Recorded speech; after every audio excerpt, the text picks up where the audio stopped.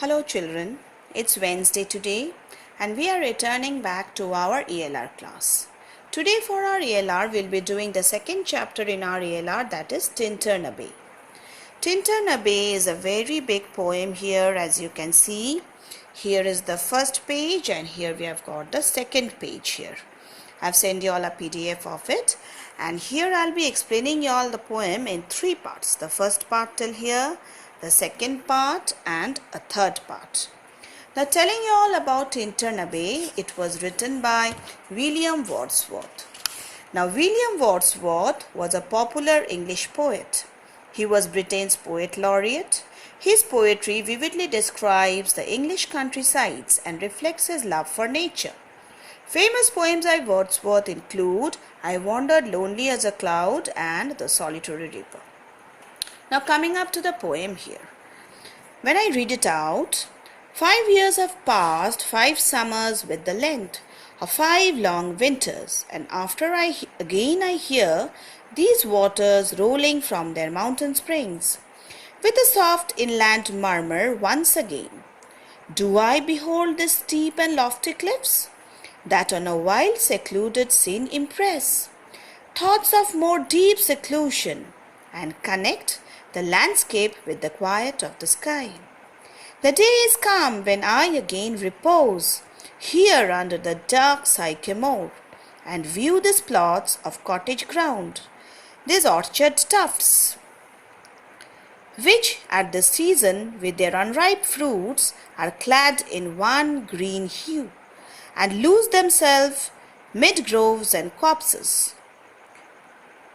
Once again I see these hedgerows, hardly hedgerows, little lines of sportive wood run wild, these pastoral farms green to the very door, and wreaths of smoke sent up in silence from among the trees, with some uncertain notice, as might seem, of vagrant dwellers in the household woods, or of some hermit's cave, where by his fire the hermit sits alone. Now explaining here this part, we come to know that William Wordsworth visits the place Tintern-a-Bay along the bank of the River Wye after a gap of 5 years. We read it from the first 2 lines. He finds the same stream flowing down. The cliffs of rocks are the same. The steep slopes look as majestic as before. The sky looks as calm as before, and altogether the solitude of the surroundings are the same. Now coming up to the lines till here, what do we find? Here, Wordsworth pauses under the sycamore trees and pauses looking at the cottages and the orchards. There are fruit trees laden with lots of vegetation and fruits around. There are green fences formed through the landscape, but the landscape has hardly changed its form.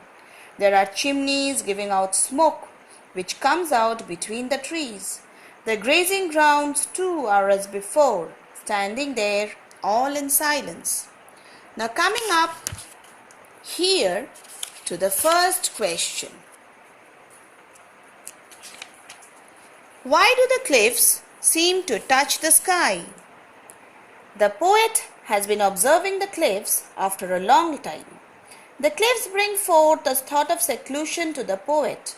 Thus it seems to touch the sky. Question 2. What feeling do the cliffs inspire? The steep and lofty cliffs inspire him to think high. The aromatic steepness of the cliff inspires the poet a lot. He learns a lot from the cliff. Question 3. Where does the smoke come from? What do we find? According to the poet, the smoke had been coming from the hermit's cave or the gypsies burning fire who live in the mountains. What thoughts bring the speaker a sense of peace?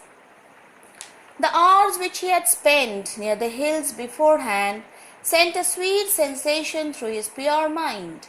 This sensation brings a peace to the poet's mind. Question number 5. How does the poet inspire the speaker? How does peace inspire the speaker? The speaker thanks the abbé for the sensation of peace in it. Nature was a guide for the poet and also a nurse here. Nature guided his mind and also nursed his soul. So this much for today. We'll be doing the next questions the next day. Thank you.